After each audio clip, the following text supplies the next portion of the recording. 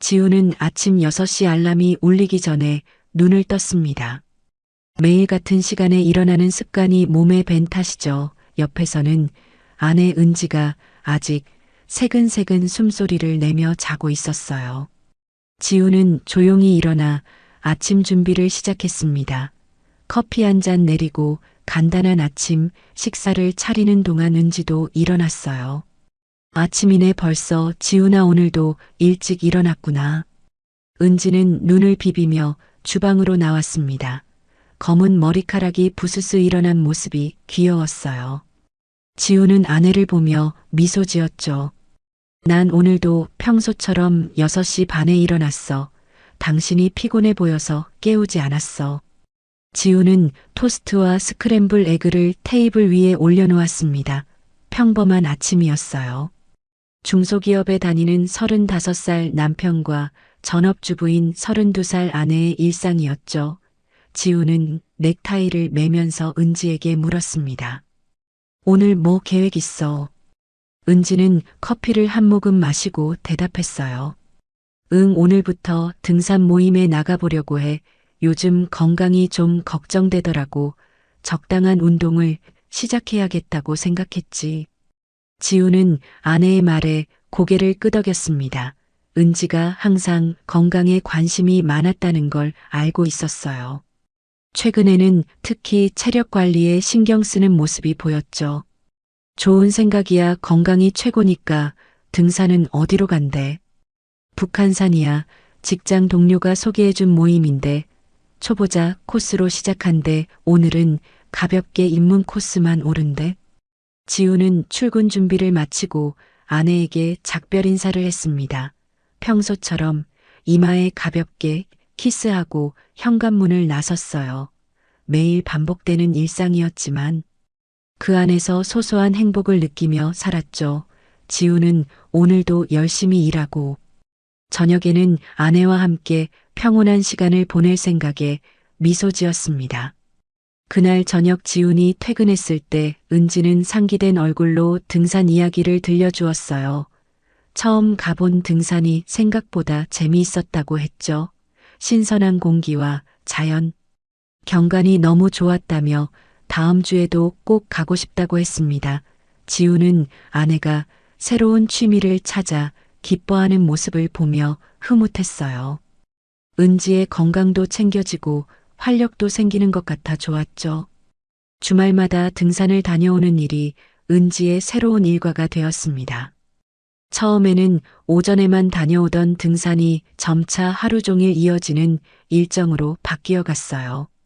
지우는 은지가 등산에 푹 빠진 모습을 보며 웃음 지었죠. 아내가 열정을 갖고 무언가에 몰두하는 모습이 보기 좋았습니다. 이런 평온한 일상이 약 2달 정도 이어졌어요. 지우는 이제 은지의 등산이 일상이 되었다고 생각했습니다. 하지만 뭔가 달라진 점들이 눈에 들어오기 시작했어요. 처음에는 가벼운 등산복 차림이었던 은지가 어느새 고급 브랜드의 등산 장비들을 하나둘 구입하기 시작했죠. 지훈이 물었습니다. 요즘 등산 장비에 많이 투자하네. 꽤 비싼데. 은지는 살짝 놀란 듯 대답했어요. 응, 건강을 위한 투자니까 괜찮지 않을까. 좋은 장비가 있어야 안전하게 등산할 수 있대. 지우는 고개를 끄덕였지만 마음 한구석이 불편했습니다. 은지의 통장에서 꽤 큰 금액이 나간 것을 우연히 보게 되었거든요. 등산 장비치고는 좀 과한 금액이었죠. 하지만 지우는 그런 생각을 떨쳐내려 했습니다. 아내를 믿어야지. 의심은 관계를 해칠 뿐이라고 스스로를 타일렀어요. 주말 아침 지훈이 막 눈을 떴을 때 은지는 이미 화장을 마친 상태였습니다. 평소에는 등산할 때 화장을 거의 하지 않았는데 오늘은 달랐어요. 평소보다 진한 화장을 하고 머리도 신경 써서 손질했죠. 오늘도 등산이야. 지훈의 물음에 은지는 고개를 끄덕였습니다. 응, 오늘은 좀 어려운 코스를 도전해 보려고 해. 저녁에 좀 늦을 수도 있어. 모임 사람들이랑 저녁도 같이 먹을 것 같아서.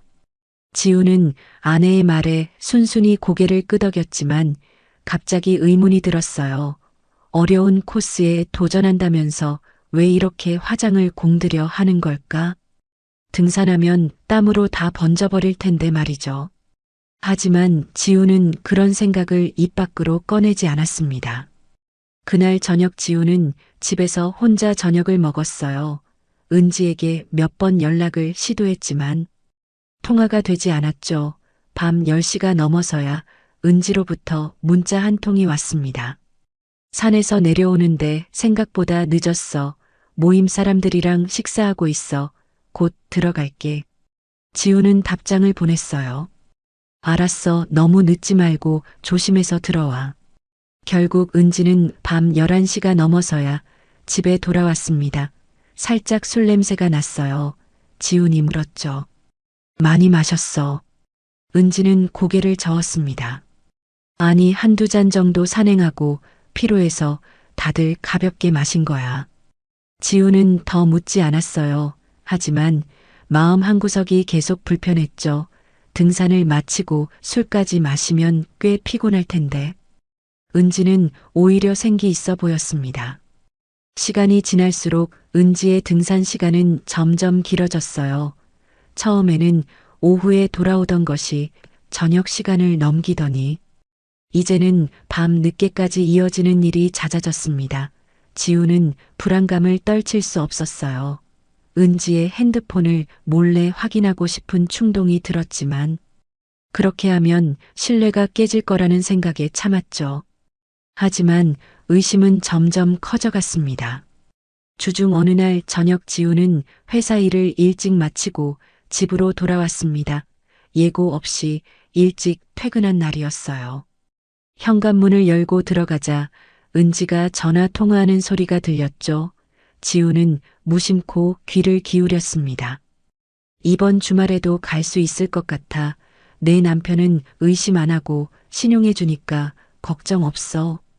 은지의 목소리였어요. 지우는 가슴이 철렁 내려앉는 기분이었습니다. 대화 내용이 의심스러웠죠. 은지는 지훈이 왔다는 것을 알아채고 급히 통화를 끊었어요. 누구랑 통화했어? 지훈의 갑작스러운 질문에 은지는 살짝 당황한 기색을 보였습니다. 아, 등산 모임 단톡방에서 이번 주 산행 계획 세우고 있었어. 오늘은 왜 이렇게 일찍 왔어? 은지의 말투가 평소와 달리 서둘러 주제를 바꾸려는 듯 했어요. 지우는 의심이 커졌지만 표현하지 않았습니다. 아내를 믿고 싶었죠. 그날 밤 지우는 잠을 이루지 못했어요.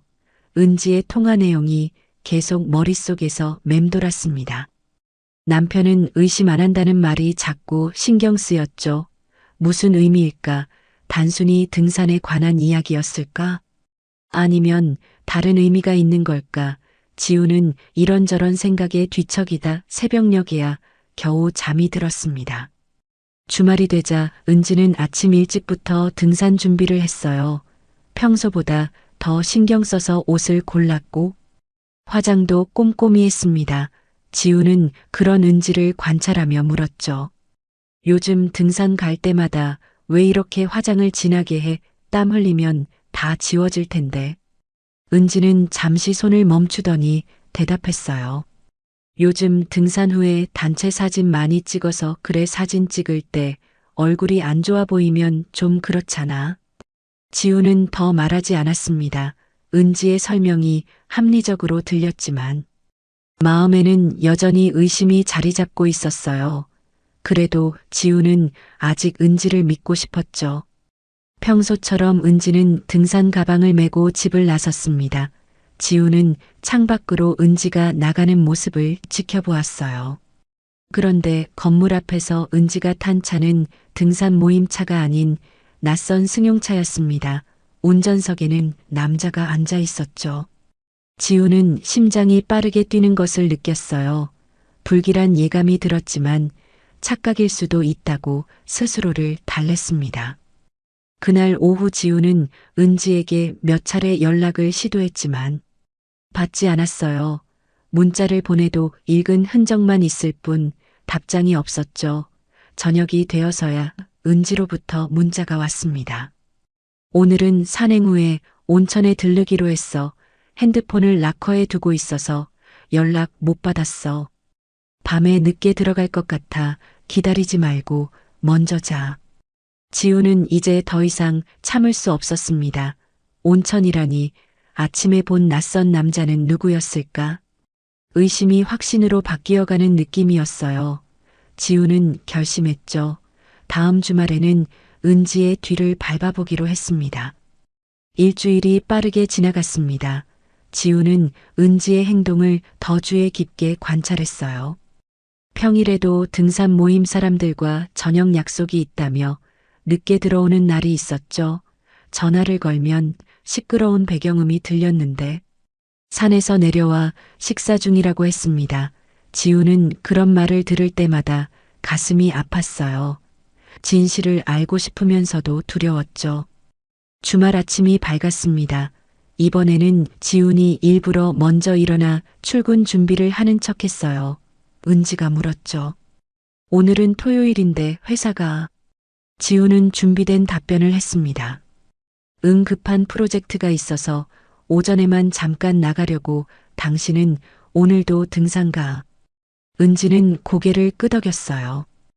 응, 오늘은 계획한 코스가 좀 험해서 일찍 출발해야 해. 저녁에도 늦을 것 같아. 지우는 은지보다 먼저 집을 나섰습니다. 하지만 실제로는 회사가 아닌 근처 카페에서 시간을 보냈어요. 약 1시간 후 은지가 나오는 것을 확인하고 조심스럽게 뒤를 밟기 시작했죠. 예상대로 은지는 아파트 앞에서 낯선 승용차에 탔습니다. 운전석에는 지난번 본 것과 같은 남자가 앉아 있었어요. 지우는 자신의 차로 돌아가 그들을 따라갔죠. 너무 가까이 붙지 않도록 조심하면서 말입니다. 차는 도심을 벗어나 북한산 방향으로 향했습니다. 등산은 거짓이 아니었나 싶었어요. 하지만 그들은 북한산이 아닌 다른 방향의 작은 산으로 향했죠.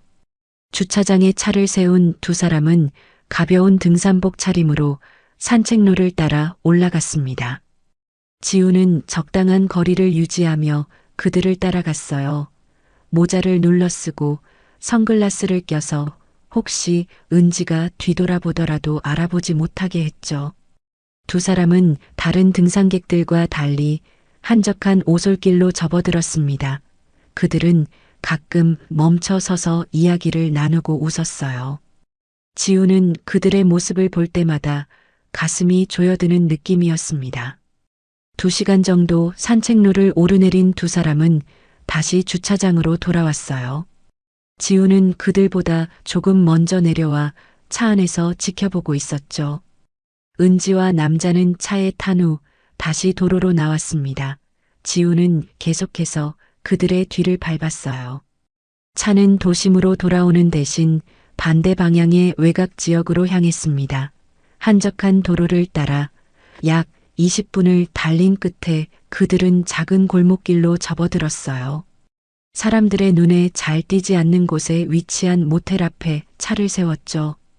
지우는 숨이 막히는 느낌이었습니다. 가슴이 너무 빠르게 뛰어 숨쉬기가 힘들었어요. 그래도 끝까지 확인하고 싶었죠. 지우는 조금 떨어진 곳에 차를 세우고 은지와 남자가 모텔로 들어가는 것을 지켜보았습니다. 두 사람은 주변을 살피며 모텔 안으로 들어갔어요. 지우는 핸드폰을 꺼내 그 순간을 사진으로 남겼죠. 모든 것이 분명해졌습니다. 지우는 이제 의심할 여지 없이 은지가 바람을 피운다는 사실을 알게 되었어요. 하지만 여전히 그 남자가 누구인지 궁금했죠. 그리고 얼마나 오래 관계를 유지해 왔는지도 알고 싶었습니다. 지우는 차 안에서 기다리기로 했어요. 얼마나 시간이 걸릴지 모르지만 끝까지 지켜볼 생각이었죠. 이제 그의 마음은 의심에서 분노로 변해가고 있었습니다. 지우는 차 안에서 2시간 넘게 기다렸습니다. 창밖으로는 햇빛이 점점 기울고 있었어요. 마음은 이미 냉정함을 잃어가고 있었죠. 핸드폰을 손에 쥐고 은지에게 전화를 걸까 고민했지만 참았습니다. 지금은 모든 증거를 확보할 때였어요. 지우는 차에서 내려 모텔 쪽으로 걸어갔습니다. 1층에 있는 로비는 비어 있었어요. 무인 모텔이라 사람이 없었죠. 지우는 건물 주변을 천천히 걸으며 어떤 소리가 들리는지 주의를 기울였습니다. 2층으로 올라가는 계단을 발견하고 조용히 올라갔어요. 복도에 들어서자 지훈의 심장은 더 빠르게 뛰기 시작했습니다. 이곳저곳에서 희미한 소리가 들렸지만 은지의 목소리는 들리지 않았어요. 방마다 귀를 기울여 들었지만 쉽게 찾을 수 없었죠. 그러다 마지막 방 앞에서 발걸음을 멈췄습니다. 익숙한 목소리가 들렸어요. 은지의 목소리였습니다. 아, 상훈아, 이런 거 처음이야. 너무 좋아. 남자의 낮은 목소리가 이어졌죠. 나도 은지랑 있으면 너무 행복해. 계속 만날 수 있을까? 두 사람의 대화에 이어 신음소리가 들렸습니다. 지우는 그 자리에 얼어붙은 듯 서 있었어요. 머릿속이 하얘지는 느낌이었죠. 다리에 힘이 풀려 벽에 기대어 섰습니다. 지금 들은 목소리는 분명 은지의 것이었어요. 그리고 상훈이라는 이름까지 알게 되었죠. 지우는 핸드폰을 꺼내 녹음 버튼을 눌렀습니다. 증거가 필요했어요. 약 30분 후 지우는 다시 자신의 차로 돌아왔습니다. 몸은 차 안에 있었지만 마음은 공허했어요. 아내의 배신을 직접 귀로 들은 후 모든 감정이 무뎌진 것 같았죠. 지우는 핸드폰을 확인했습니다. 녹음된 파일이 그곳에 있었어요. 증거를 확보한 것에 안도하면서도 가슴은 더욱 아팠습니다. 밤이 깊어갔지만 지우는 계속 차 안에서 기다렸어요. 모텔에서 두 사람이 나오는 모습을 직접 확인하고 싶었죠. 약 5시간이 지난 후에야 은지와 상훈이라는 남자가 함께 모텔에서 나왔습니다. 지우는 재빨리 핸드폰을 꺼내 동영상을 촬영했어요. 두 사람은 차에 오르기 전 서로 포옹하고 키스하는 모습까지 보였습니다. 지훈의 마음은 산산조각이 났지만 이제 모든 증거를 확보했죠.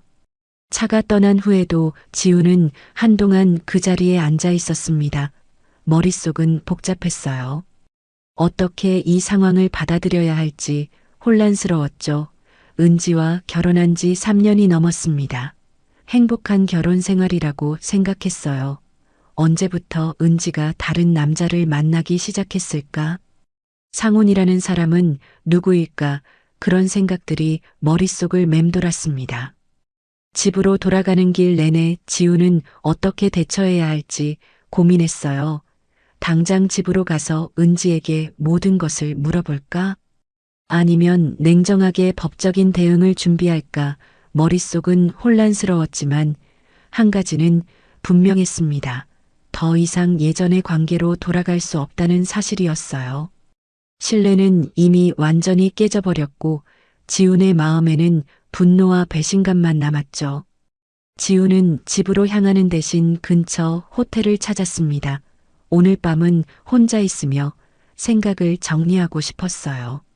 내일 아침 은지를 만나 모든 것을 밝힐 계획이었죠.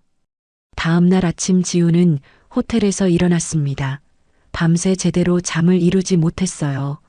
눈은 충혈되고 머리는 지끈거렸죠. 하지만 마음은 이제 차분해졌습니다. 어떻게 해야 할지 결정을 내렸어요.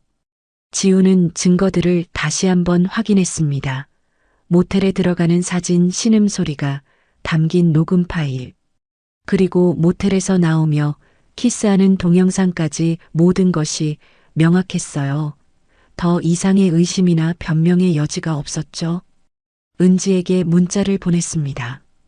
나 곧 집에 갈게. 얘기할 게 있어. 잠시 후 은지의 답장이 왔어요. 알았어. 기다릴 게 어디 있었어. 걱정했어. 지우는 쓴웃음을 지었습니다. 걱정이라니. 어제 모텔에서 다른 남자와 시간을 보내고 있을 때는 전혀 걱정하지 않았으면서 말이죠. 지우는 천천히 숨을 내쉬며 감정을 가라앉혔어요. 이성적으로 대처하고 싶었습니다. 집으로 돌아가는 길 지우는 마지막으로 법률사무소에 들렀습니다. 미리 예약해둔 변호사를 만나 상황을 설명하고 조언을 구했어요. 증거들을 보여주자 변호사는 충분한 자료라며 이혼 소송과 함께 상간자에 대한 위자료 청구도 가능하다고 했죠. 지우는 모든 법적 절차를 시작하기로 했습니다. 집에 도착했을 때 은지는 거실에서 초조한 듯 기다리고 있었어요. 지훈을 보자 안도의 한숨을 내쉬었죠. 어디 갔다 왔어? 전화도 안 받고 문자도 안 하고 걱정했잖아.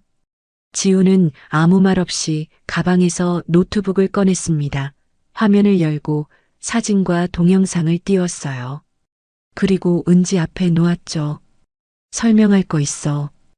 은지의 얼굴이 순식간에 창백해졌습니다. 입술이 떨리기 시작했어요.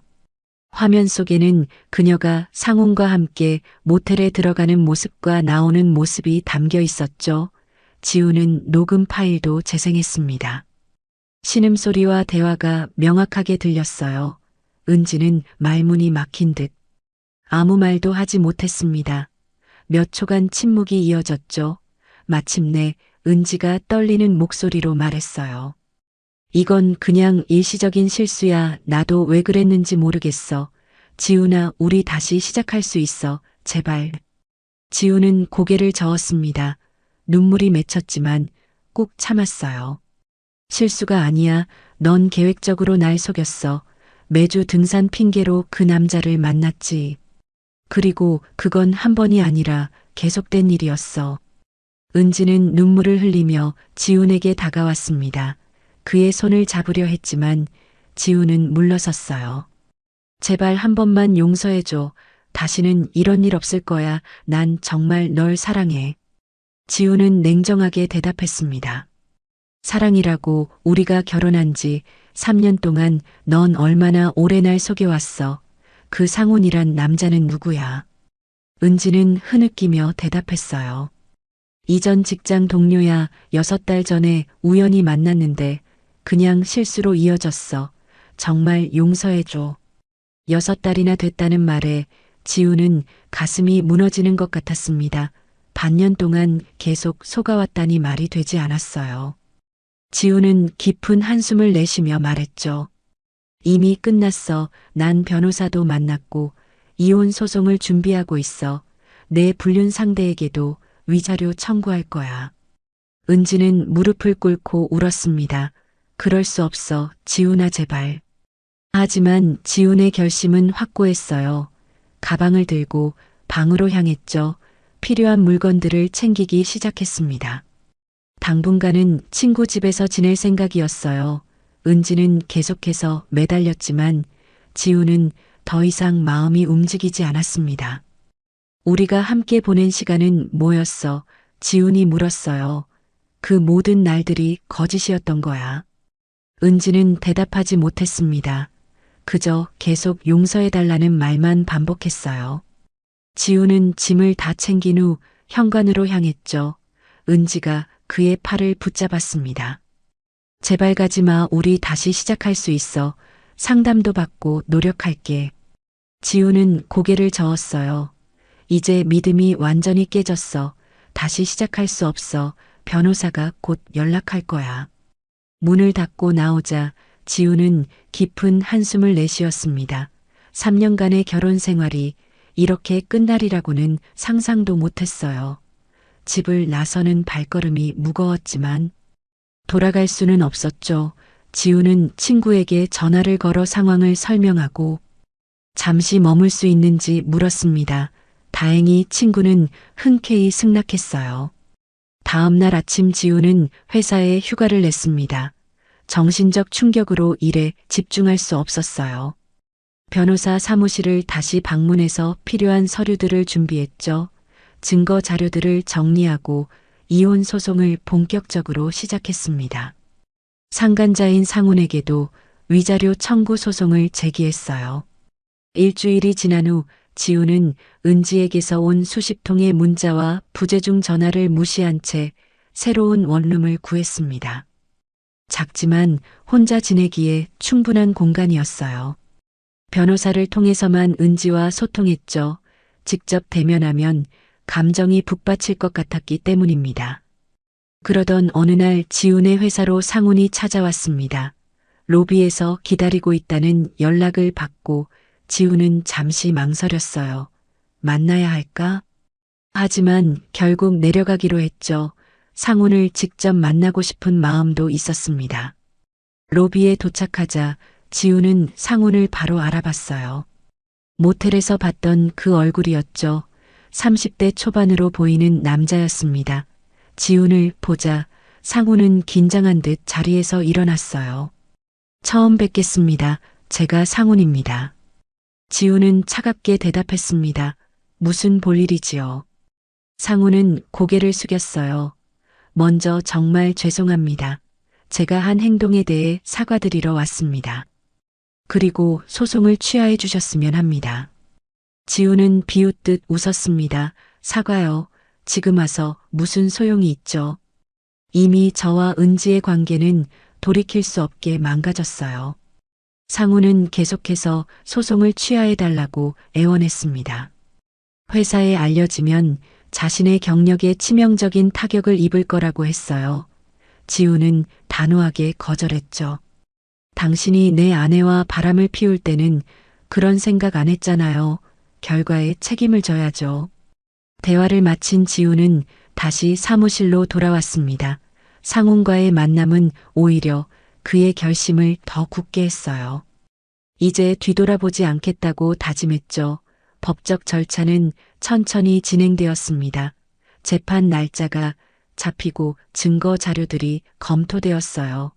은지 측에서도 변호사를 선임했지만 명백한 증거 앞에서 할 수 있는 일이 많지 않았습니다.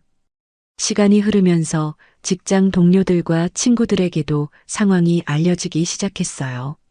지훈은 가능한 담담하게 사실만을 전했지만 주변에서는 많은 이야기가 오갔습니다. 은지와 상훈의 불륜 사실이 퍼지면서 그들은 사회적으로도 큰 타격을 입었죠. 이혼 소송은 예상보다 빠르게 진행되었습니다. 물증이 확실했기 때문이었어요. 결국 재판부는 지훈의 손을 들어주었죠. 은지의 명백한 부정행위가 인정되어 지훈에게 유리한 조건으로 이혼이 성립되었습니다. 상훈에 대한 위자료 청구 조송도 승소했어요. 상훈은 상당한 금액을 지불해야 했죠. 모든 법적 절차가 끝나고 지훈은 새로운 아파트로 이사했습니다. 과거의 흔적을 모두 정리하고 새롭게 시작하고 싶었어요. 작지만 깔끔한 공간이었죠. 친구들이 이사를 도와주었고 새 집들이도 겸해서 작은 모임을 가졌습니다. 집들이 자리에서 친구 민석이 물었어요. 이제 어떻게 할 거야? 앞으로의 계획은? 지훈은 잠시 생각하다 대답했습니다. 우선은 나 자신에게 집중하려고 해. 취미도 찾고 운동도 시작할 거야. 한동안은 연애는 생각하지 않을 것 같아. 다른 친구가 말했어요. 그래도 너무 오래 혼자 있지는 마. 좋은 사람 만나서 새 출발하는 것도 나쁘지 않아. 지훈은 미소 지었지만 대답하지 않았습니다. 아직은 누군가를 만날 준비가 되지 않았어요. 은지의 배신으로 인한 상처가 완전히 아물지 않았죠. 사람을 쉽게 믿기 어려웠습니다. 이혼 후 몇 달 동안 지훈은 자신만의 시간을 보냈어요. 회사 일에 더 집중했고 주말에는 독서나 영화 감상 등 혼자서도 즐길 수 있는 취미 생활을 찾았습니다. 점차 마음의 안정을 찾아가기 시작했죠. 어느 날 퇴근길에 우연히 책방에 들렀습니다. 독서 모임 안내문이 눈에 띄었어요. 매주 토요일 오후에 모여 책을 읽고 토론하는 모임이었죠. 지훈은 잠시 고민하다가 참여 신청서를 작성했습니다. 새로운 사람들을 만나는 것도 좋을 것 같았어요. 첫 독서 모임 날 지훈은 긴장한 마음으로 책방을 찾았습니다. 10여 명 정도의 사람들이 모여 있었어요. 나이대도 다양했죠. 지훈은 조용히 자리에 앉아 다른 사람들의 이야기를 경청했습니다. 모임이 끝나갈 무렵 용기를 내어 자신의 생각도 이야기했어요. 사람들이 관심 있게 들어주는 모습에 조금씩 마음이 열리기 시작했습니다. 시간이 흐르면서 독서 모임은 지훈에게 중요한 일과가 되었어요. 새로운 사람들과 만나 다양한 주제로 대화하는 것이 즐거웠죠. 특히 그곳에서 만난 서연이라는 여성이 지훈의 눈에 자주 들어왔습니다. 문학을 가르치는 교사라고 했어요. 책에 대한 해석이 깊고 이야기하는 모습이 인상적이었죠. 한 달 정도 지났을 때 독서 모임이 끝난 후 서연이 지훈에게 다가왔습니다. 책방 근처에 맛있는 카페가 있는데 커피 한 잔 하실래요? 지훈은 잠시 망설였습니다. 아직 새로운 관계를 시작할 준비가 되었는지 확신이 없었어요. 하지만 단순한 커피 한 잔일 뿐이라고 생각하고 수락했죠.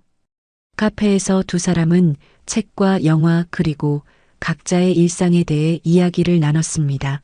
지훈은 오랜만에 누군가와 편안하게 대화하는 느낌이었어요.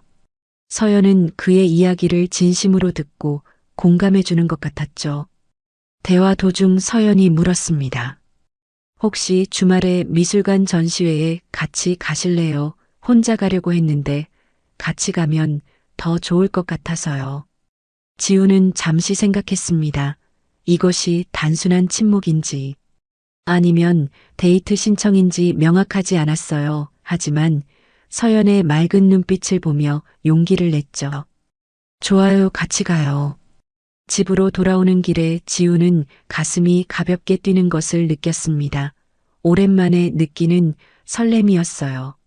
아직 과거의 상처가 완전히 치유된 것은 아니지만 이제는 앞을 바라볼 준비가 되었다는 생각이 들었죠. 지훈은 창밖으로 보이는 밤하늘을 바라보았습니다. 별들이 유난히 밝게 빛나고 있었어요. 어쩌면 이것이 새로운 시작의 신호일지도 모른다는 생각이 들었죠. 아직 미래가 어떻게 펼쳐질지 알 수 없지만 지훈은 더 이상 과거에 얽매이지 않기로 했습니다. 상처는 아물고 새로운 희망이 피어나기 시작했어요.